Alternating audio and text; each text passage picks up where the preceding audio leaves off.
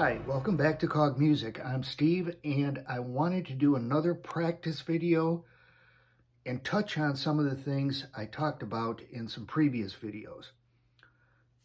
One of the things I talked about when I was going through chords and playing open chords, I emphasized my original guitar teacher telling me to especially focus on the various open E chords and A chords.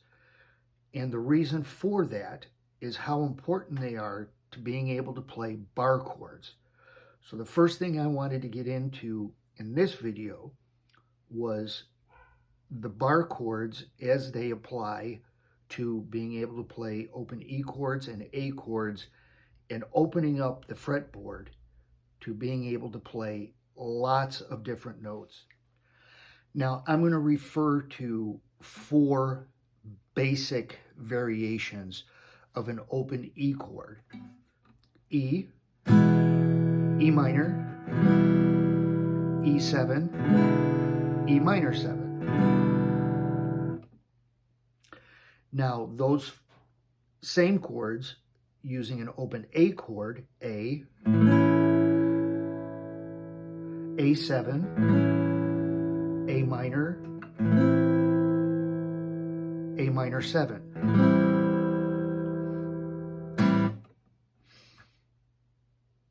Once you have the fingerings for those, then we establish the simple premise behind barring, which is basically using your index finger as the nut of the guitar or a capo that you can move very quickly anywhere you want. Now, the fret names in order, when you use an open low E string and just pluck it, it's an E. When you press down on the first fret, it's an F. Second fret is F sharp. Working our way up, G, G sharp, A, B flat, B, C, C sharp, D, D sharp. Then at the 12th fret, it repeats all over again, E. It's just an octave higher than the open string. But as the frets progress higher than that, they just repeat. 13th would be F, 14th would be F sharp, and so on. Now moving over to the A string,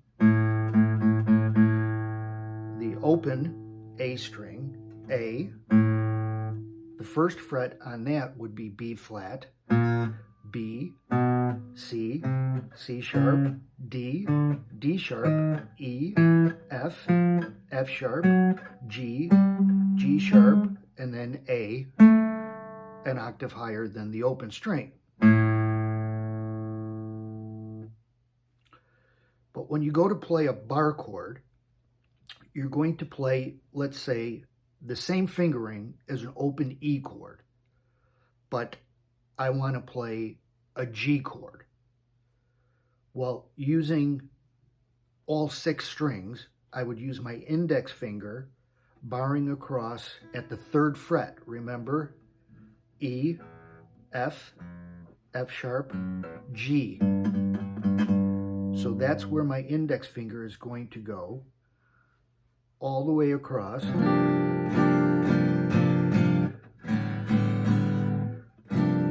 Pressing down all 6 strings, and then using my other 3 fingers to play what would be the fingering for an E chord, an open E chord.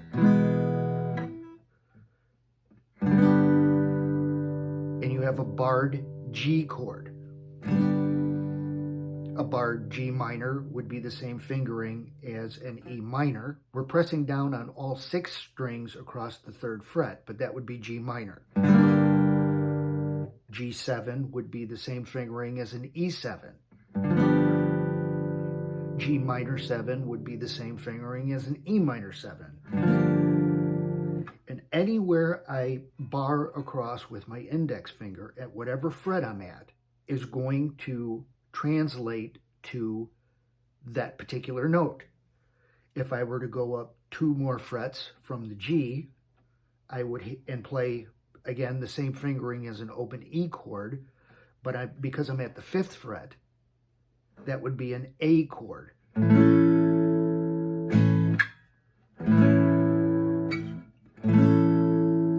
I'm switching from an open A chord to a barred A chord. A minor, A7, A minor 7. Barred A7 chord, open A7 chord.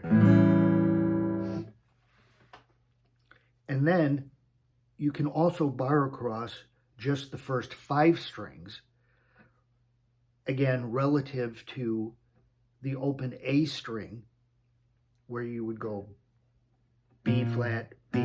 The 3rd fret would be a C. So I'm going to use my index finger to press down on all 5 of the first 5 strings. Now this is where it gets tricky, because when you play an open A chord, you're cramming all 3 fingers on the 2nd fret right next to each other. Now, what I was taught by my guitar teacher was to try to press down on those same 3 strings using this knuckle portion of the ring finger. It takes some practice, but it can be done. The hardest part is not muting the high E string.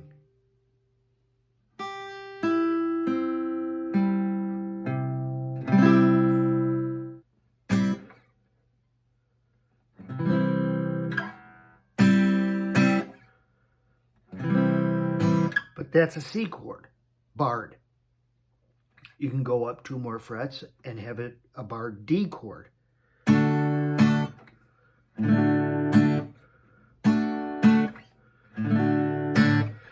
And when you're playing songs, it's just another way to more quickly get to a particular chorded note that you want to play. It makes playing songs a lot easier having that access. Once you understand the fretboard, what note corresponds to each fret on the low E string and the A string. But you use those same A chord variations. Again, going to a C, C minor, C7, or C minor 7. But I can apply that anywhere up the fret, barring across the first 5 strings. Applying those open E chords to barring across all 6 strings. And just being able to maneuver and play notes much more quickly and transitioning more quickly than totally relying on just what's referred to as cowboy chords. Again, barred G, barred A, barred C, barred D.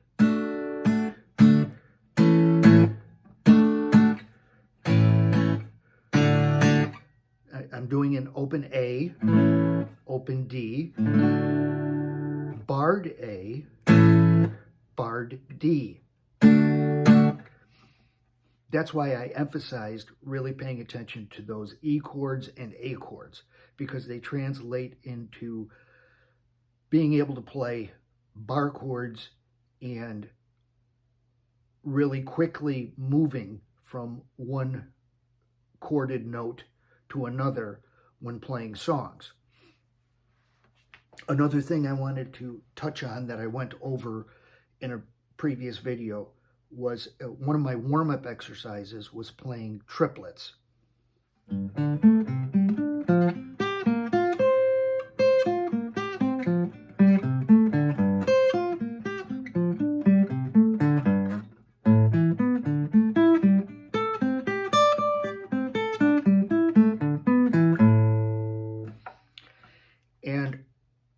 one of the things, I'm not going to get into too much detail, but that triplet exercise and bar chords I use when I'm playing Message in a Bottle by the Police.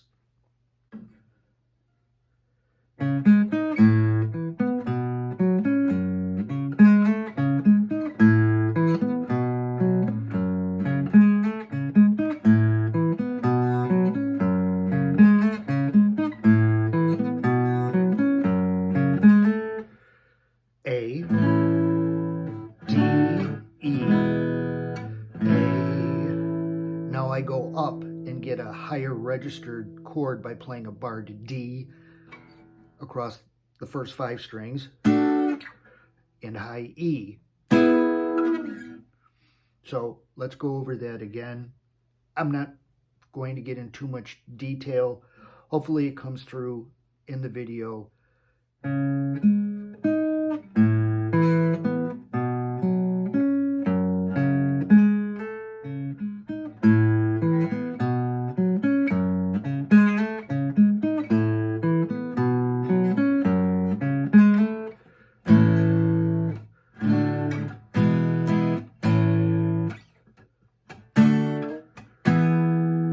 Now we play a barred F sharp minor,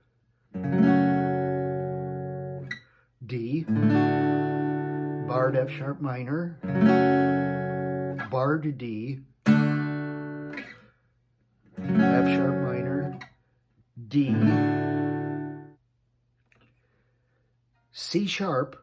Now this is a C sharp, but just bar across the first 5 strings at the 4th fret. And then you want to hammer on with the fingerings for an A minor chord. It will be barring across C sharp, hammering onto a C sharp minor.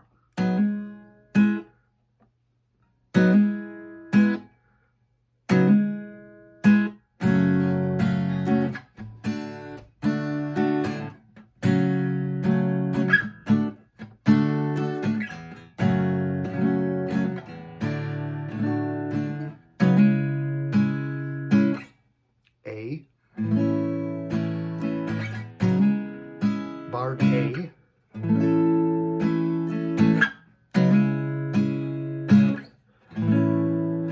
F sharp minor,